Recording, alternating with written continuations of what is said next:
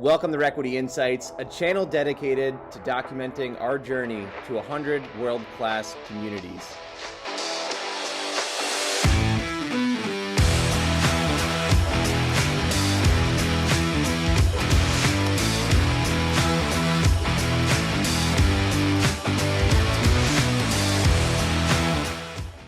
Welcome to today's episode of Requity Insights. My name is Luis Velez, and I'm joined by my co-host and the CEO of the Requity Group, Dylan Marma. Dylan, thanks for joining us again.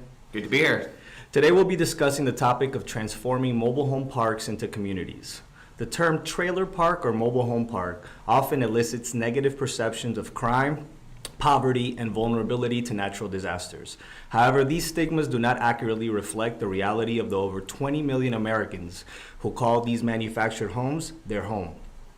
Manufactured home parks, the official name of these dwellings under federal standards adopted in 1976, are often seen as problems by urban planners that don't quite understand the role of these asset classes in the development and future planning of their cities. Nevertheless, they are become the new face of affordable housing and a growing asset class known for their consistent and stable return on investment. Before we get into the topic of transforming mobile home parks into communities, Dylan, can you please tell me a little bit about what inspired the Requity Group to enter the mobile home space? Yeah, happy to. So before getting into the mobile home community world, I was formerly in apartments, but mostly sort of the BC class apartments, which are more of your affordable living apartments, right? And that was always what it was about for us. It was about just safe, clean, and affordable, right? How can we turn these communities to places where, instead of them just feeling like they're on their own living in an apartment, they're really part of a bigger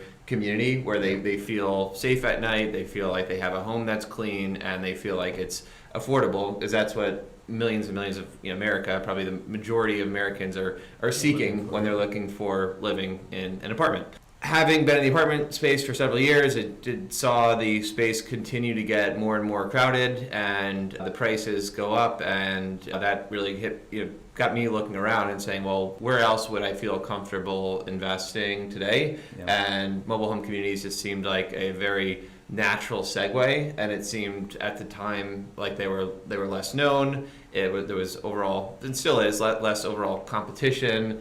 And when I really had the light bulb moment, it was when I realized that these are true communities in the sense that people will stay here for 15 to 20 years at a time once they own their home. Whereas a traditional apartment is more 2 to 3 year average stay. Right. So I had the light bulb moment because I've had plenty of countless headaches of capital expenditure needs on apartments as well, where you have all kinds of infrastructure challenges. You have residents that just mess up your apartments, and it costs in some cases $10,000 or more to go in there and fix it and bring it back to the condition that you like to. Yep. So when I realized that there's sort of this dynamic where the residents actually own their homes in a mobile home community, and they want to stay there long term. They have pride of ownership. They're going to take care of their own homes and fix up their own homes. And we really are more so responsible for just facilitating the community as a whole, and being there as sort of the manager to enforce good site standards, to continue to improve on the community, to be able to sort of vet and screen everyone's neighbors, to make sure we have the right people in the community where people do feel safe long term. Said this sounds like a great fit for us, and so I think it was just a natural progression into the space. Our returns were really attractive, especially compared to where apartments were, and it just seemed like it really aligned with our kind of long-term focus. So yeah, that was how we stumbled our way in.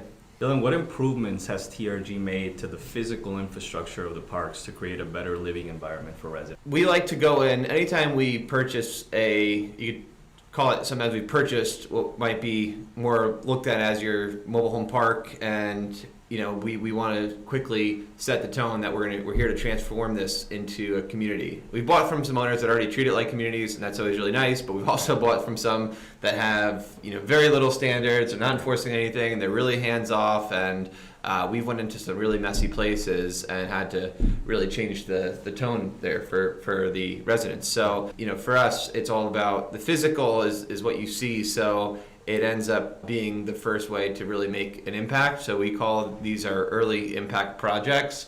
And generally what they consist of is paving the roads if the roads are not already paved, or if there's a lot of times old potholes and stuff that needs to get fixed up on the roads, maybe it just needs a good stripe and seal. Going in right out the gates and paving the roads or fixing up the roads can make a huge impression. A lot of the times they have old sort of janky mailboxes throughout the community, and we end up just putting in, new mailboxes early on. Dog parks, now everyone says dogs are the new kids, and every community of, a reasonable size needs a dog park, so we end up putting in a dog park in place, which is usually a big hit, and then a lot of the doggy walk, bags and garbage cans scattered throughout the community as well, so people are more incentivized to pick up after they're. Then from there, we generally, on larger communities, you can't always do it depending on the size, but on the larger ones, we also like to get good landscaping in place. And a lot of times we do end up mowing the lawns, which is an extra cost, but I feel like residents will actually be willing to pay for that, and it just kind of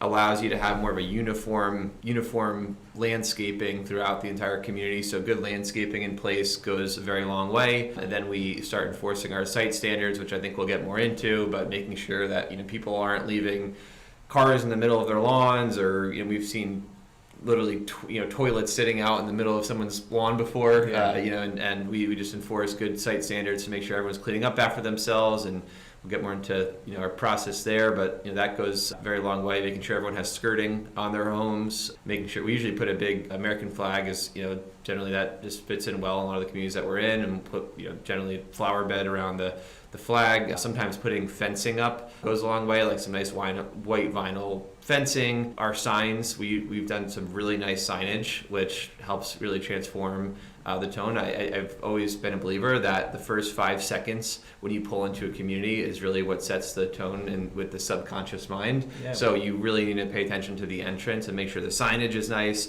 because as you're trying to sell homes or lease up the community, that's really what's going to make the first impression. And I can go on, especially when it comes to inside of our offices. We try to have environments in each of those, but yeah, we'll get more into that. Yeah, for sure. No, it's amazing how much that curb appeal, that initial curb appeal, makes such a big difference, Just basic landscaping, putting up some flowers, like you said, things like a flag, doormats, Playground is actually the other one that's like almost always a go-to too, as long as it's usually for anything that's, say, 100 plus sites, it's always something we end up putting in as well. Absolutely. How have you addressed concerns about safety and security within the parks, and what strategies have you implemented to prevent crime?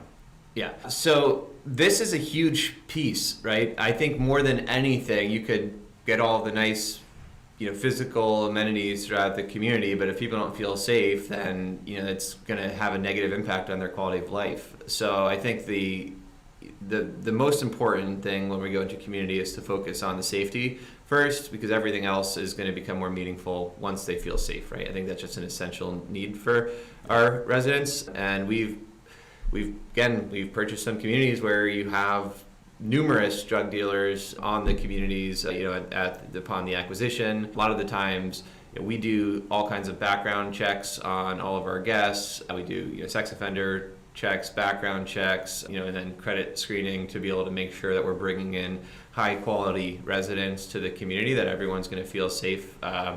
Hopefully everyone's going to feel safe being around, and that's not like you're going to be perfect, but that screening does a lot. And when we go into communities that did not have any screening policies in place prior to that, we are usually having to really kind of keep a close pulse on the community and just hear out our current guests or residents and hear what they have to say. And usually they'll get to talking, and it won't be long before you start hearing about who's doing what around the community, and you can kind of quickly be able to spot any bad eggs and then come up with a plan to help identify where they are and take the proper actions of non-renew, or finding a way to help find a better fit resident for that site. So that's definitely a priority, and there's no easy one-size-fits-all system there. We've had to get really creative in certain situations, and we've had to work with local police departments to really get hands-on to be able to help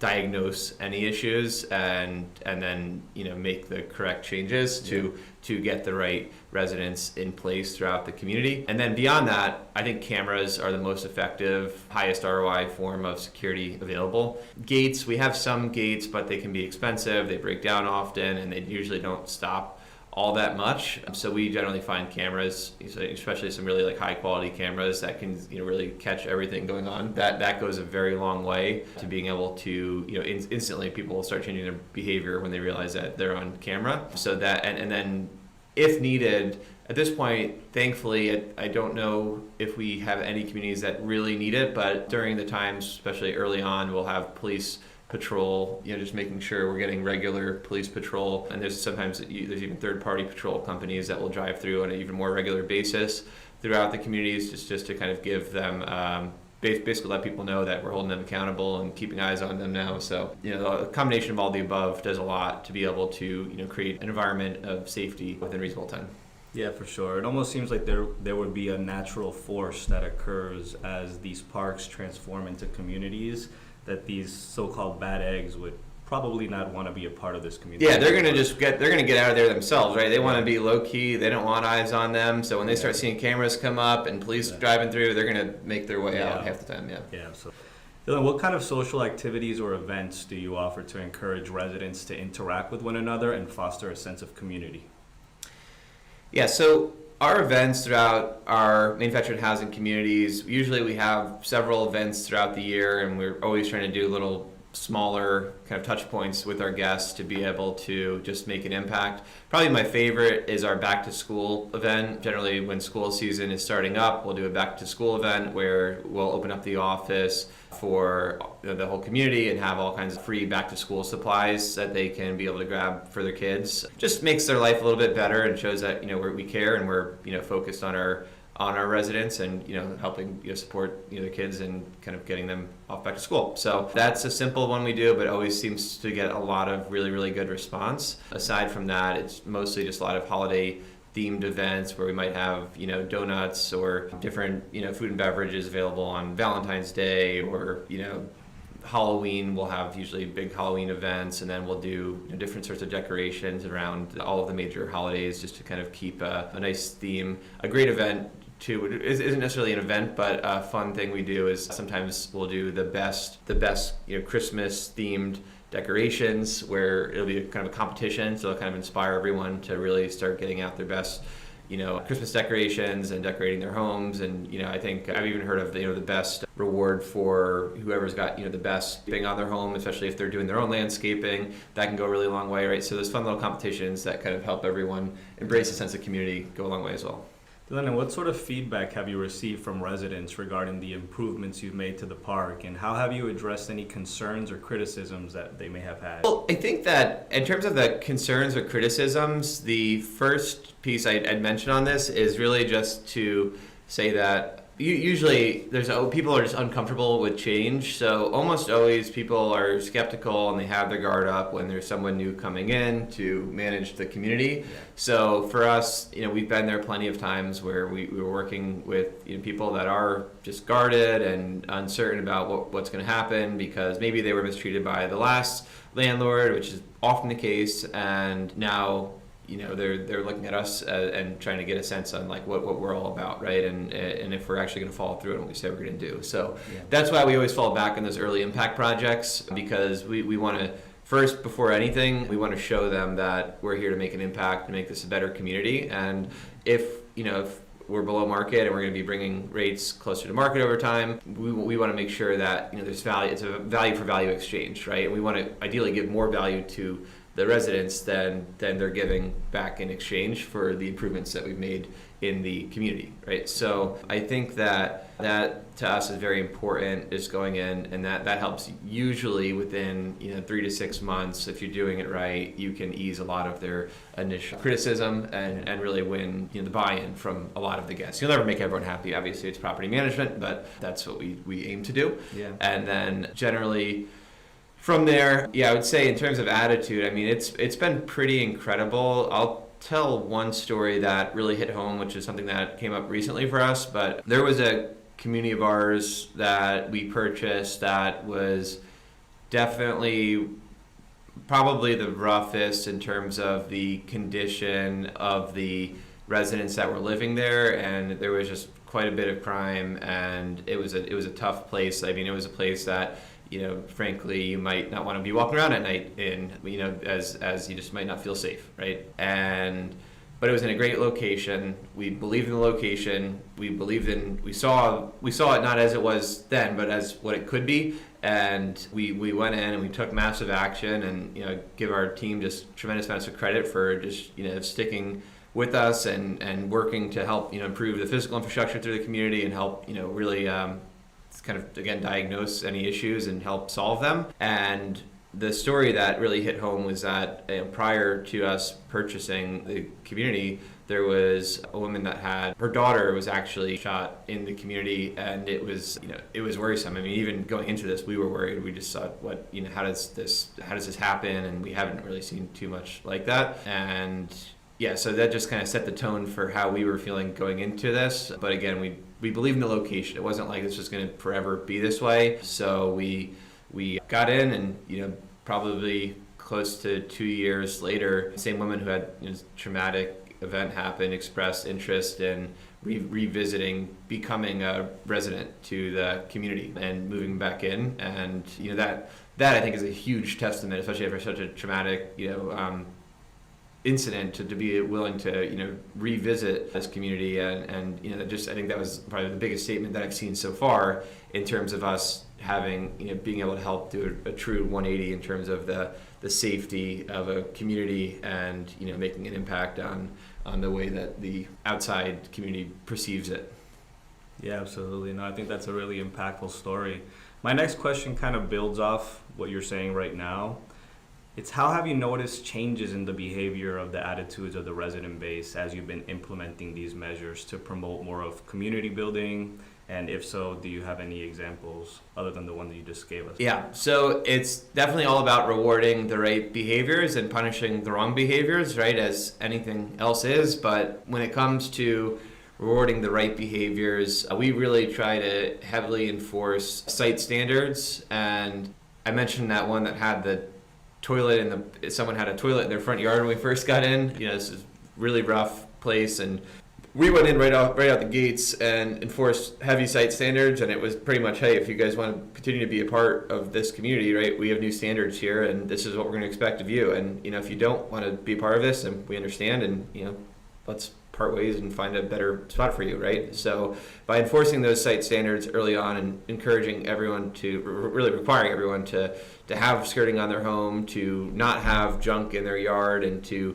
clean up after themselves. And in this case, this was one where it was a bit smaller, so they were mowing their own lawns and taking care of their yards. So in this case, through enforcing those site standards, we were rewarding the good ones. We actually gave them, for those that followed through, we gave them handwritten cards and a nice doormat for all of the guests that were able to, for cooperating with us, because we knew it was going to be a bit of work for them, and we were just appreciative of them. So we wanted to show that with kind of a heartfelt message directly from our manager. So that went a really long way, I think. And then we filtered out the people that just weren't going to meet the standards of the community long term. So I think that was a good way to show kind of how we would reward good behavior. And then in terms of the bad behavior, it's just giving violation notices for those that are not within compliance with our current site standards, which could lead to either evictions or non-renewals over time if they, again, they're not living up to the standards that we set for them. It's a lot of just like positive reinforcement, it sounds like. Mm-hmm. Additionally,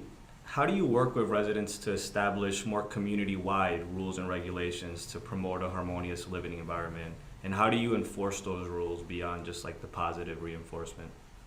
So as far as the rules go, I think, again, it's really just site standards and having clear rules spelled out to the residents upon, our initial transition to ownership. Yeah. We like to set the standards upfront and clear, and then when someone is moving into the community, we generally encourage our managers to actually read through all the key rules to them, so it's not just something they skip over when they're signing their lease. Yep. So that we make sure that they have true buy-in on this is what we expect of you, and then they have their expectations of what they could expect of us, right? It's a two-way street. So I'm sure that I probably wouldn't do justice as compared to how well our on-site or our regional staff is going to be able to do in terms of giving you all the specifics on each and every rule and regulation and how that plays to effect. So I'll spare you, but that's kind of the broad overview. So. Okay. What are some of the challenges that you've faced in creating a community atmosphere within the park, and how have you overcome them? The challenge is, I think we hit on it, but it's pretty much just, the initial pushback and apprehension is usually the big thing, and just, trying to kind of win people over to, get on our side and realize that, we're in this together, right? It's a two-way street, and, our goal is to work towards, we have a vision for what this community can be, and for, we hope that many people will follow us and buy into the vision, so. Yeah, it's like closing the gap between the ownership and the resident base. Really, yeah, it's what it feels like. Completely. Dylan, what advice would you give to other mobile home park owners or operators who are interested in improving their parks and creating a sense of community? I mean, I think we just spelled out a lot of the key tactical advice for the most part, but I would just say that play the long game, right? One thing that I'm not a fan of is just going in and not making any impact to the community and then just bringing the rents all the way up to market day one. That does get done in this industry, and I think it can give the industry a bad name, or and it can also possibly lead to the threat of more regulation to the industry as a whole over time. So I think that we have a responsibility as owners to really again add value to these communities and provide quality, try to really strive to improve the quality of life of the guests there, and make sure that through doing so you're able to then maximize your profitability over the long run as an owner operator, right? It's not to say, obviously we're in this business, it's for-profit business. We want to do really well. We want our investors to do well, but there's sort of the short-sighted game, and then there's the long game. And I think that if you play the long game and you're focused on adding value along the way and being thoughtful about your residents along the way, I think that's how ultimately you're going to end up in the best possible position over the long run. I think it can truly be a win-win. So. Absolutely. Well, thank you, Dylan, for joining us again today. As always, if you've enjoyed today's video, please don't forget to like, share, and subscribe. Thanks for tuning in to another episode of Requity Insights, hosted by our team at the Requity Group.